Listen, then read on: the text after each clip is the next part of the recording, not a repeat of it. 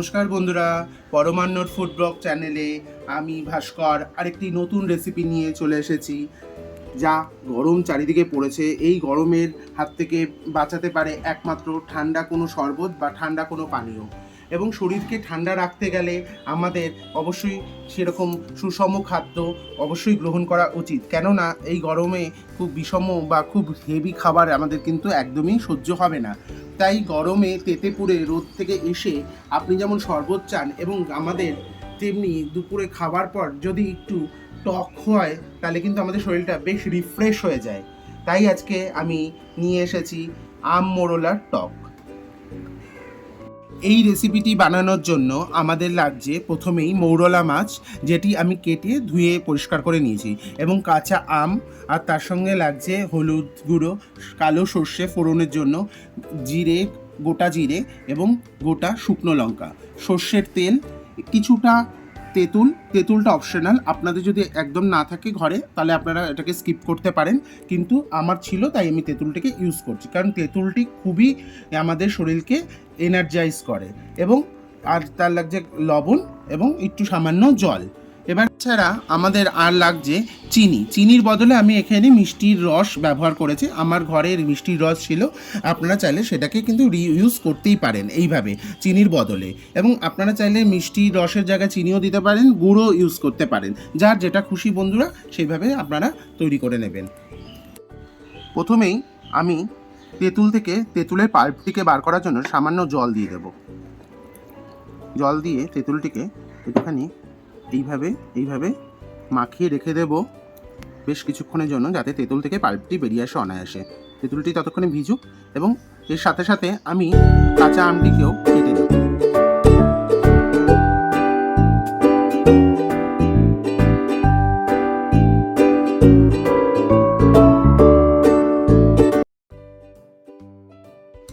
এবার আমি আমটিকে দেখুন কি সুন্দর পাতলা স্লাইস করে কেটে নিয়েছি। তারপর তাতে বেশ হাফ চা চামচের মতন আমি একটু লবণ দিয়ে দেবো এতে, এবং মাছগুলোতেও আমি হাফ চা চামচ লবণ দিয়ে দিলাম। এবার পরিমাণ মতন সামান্য হলুদের গুঁড়ো দিয়ে দিলাম। এবার মাছগুলোতেও আমি বেশ কিছুটা হলুদ দিয়ে দেবো। তারপর সেগুলোকে সমস্তভাবে মাখিয়ে নেব, এইভাবে মাখিয়ে নিতে হবে।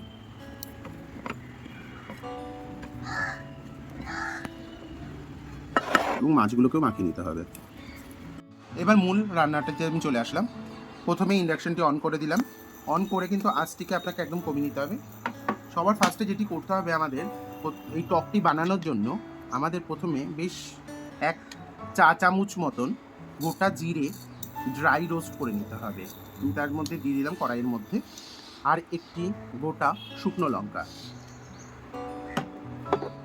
এটি কিন্তু খুব বেশি আঁচ দিয়ে ভাজা যাবে না, তাহলে কি হবে, মশলাটি পুড়ে যাবে এবং তিতো লাগবে খেতে।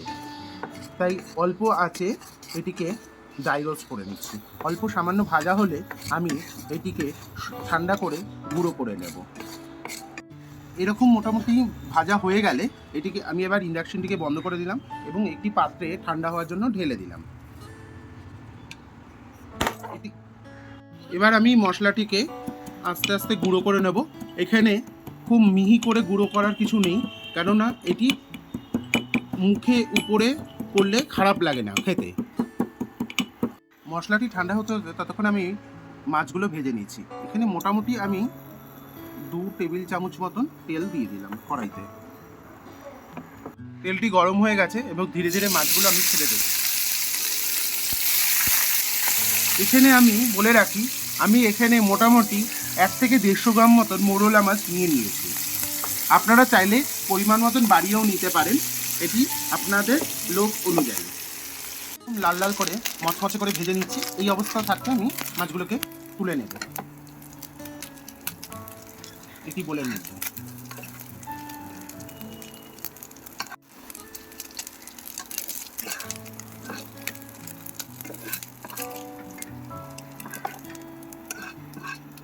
প্রথমেই বলে রাখি, এটি আমরা একটি টক রান্না করছি।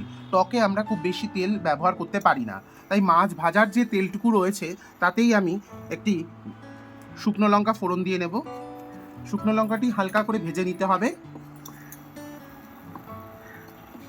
শুকনো লঙ্কাটি ভাজা হয়ে গেলে এই অবস্থায় আমি তাতে সর্ষে ফোড়ন দিয়ে দেব। আপনারা চাইলে এখানে পাঁচ ফোড়নও ব্যবহার করতে পারেন, কিন্তু আমি টকে সর্ষে ফোড়নটাকেই প্রেফার করি। সেই জন্যই আমি টক জাতীয় রান্নাতে সর্ষেটাকে সবসময় দিয়ে রাখি। সর্ষে আর শুকনো লঙ্কাটি হালকা করে ভাজা হয়ে গেলে এই অবস্থায় আমি কেটে রাখা আমগুলো দিয়ে দেব। আমগুলো দিয়ে আমি হালকা করে ভেজে নেব।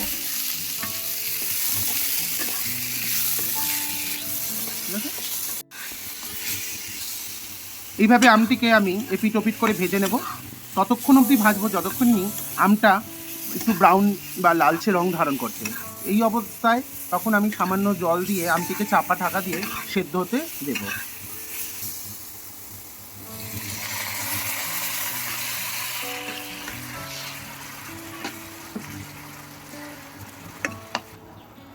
জলটি ঢেলে অল্প একটু হলুদের গুঁড়ো এবং সামান্য পরিমাণে লবণ দিয়ে দেব, কারণ প্রথমে কিন্তু আমটি হলুদ এবং লবণ দিয়ে মাখানো ছিল।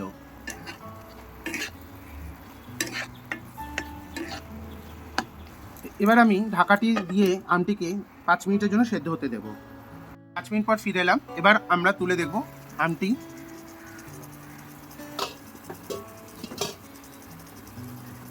দেখুন বন্ধুরা, আমটি কিন্তু সেদ্ধ হয়ে এসছে এবং তলায় কি সুন্দর মাখা মাখা ব্যাপারটা চলে এসছে। এমন অবস্থায় আমি তেঁতুল যে ভিজিয়ে রেখেছিলাম তার থেকে কাঠ বার করে নিয়েছি। এবার তেঁতুলের পাল্প বা কাঠটি আমি দিয়ে দেব। এখানে আমি মোটামুটি 100 গ্রাম মতন তেঁতুল নিয়েছি, কারণ আমি টকটা একটু বেশি চাইছি, তাই আম এবং তেঁতুল দুটোকেই মিশিয়ে আমি করছি। আপনারা চাইলে শুধু আম দিয়েও করতে পারেন বা শুধু তেঁতুল দিয়েও করতে পারেন। থকথকে অবস্থায় সামান্য জল মিশিয়ে দিলাম। এখানে আমি 1 কাপ মতন জল দিয়েছি। এইভাবে যখন ফুটতে শুরু করবে সেই অবস্থায় আমরা ভাজা মাছগুলো দিয়ে দেব টকটার মধ্যে।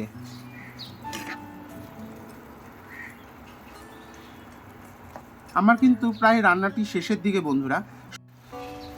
এবার আমি চিনির রস বা শিরেটি দিয়ে দিলাম। এবার একটু ভালো করে নাড়তে হবে। যেহেতু টক তাই একটু পাতলা ধরনের হবে, চাটনি হলে একটু গাঢ় ভাব হতো। এবার ফুটলে আমি ওই ভাজা মশলার গুঁড়োটি ছড়িয়ে নামিয়ে নেব।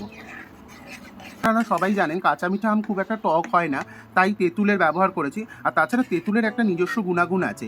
আমাদের শরীরে যত টক্সিক জিনিসগুলো রয়েছে সেগুলো কিন্তু তেঁতুল সহজেই দেহ থেকে বার করে দিতে সাহায্য করে।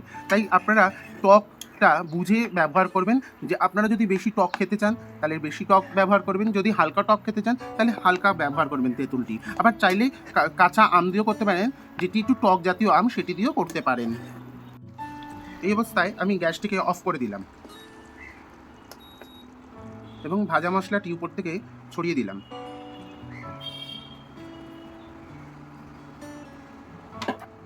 আর একটু হালকা করে নেড়ে দিলাম যাতে মশলাটি পুরোটা ইনটেক্ট হয়ে যায় রান্নার মধ্যে। এটিকে নামিয়ে নিচ্ছি।